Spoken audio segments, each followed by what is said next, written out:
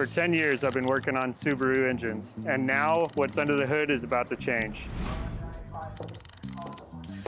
No boxer engine, no turbo, no oil dipstick. You're probably thinking, what do I need to do with this? I'm gonna show you how simple it actually is. It's no longer a conventional internal combustion engine, it's an electric motor. You primarily have your vehicle startup battery, your brake fluid, washer fluid, and then your two coolants for the different systems of the electrical motors. Everything else is going to be worked on by a technician. Primarily, brake fluids will need service at a relatively even basis of about 30,000 miles. The other fluids are pretty long life and you don't have to worry about them for the first couple years. On a normal vehicle, you'd normally be going through and need to change air filters at a regular basis, spark plugs, oil changes. With this vehicle, you no longer need those services. You do have some fluid services over time, but a lot of those normal services you would do on a conventional Subaru are no longer there. When you go to maintain this vehicle over time, you do have a conventional battery that is separate from the actual EV battery that will eventually need replacement. Other than that, you have your brake fluid like mentioned earlier. Brake pads will eventually need service, but one benefit of an EV vehicle is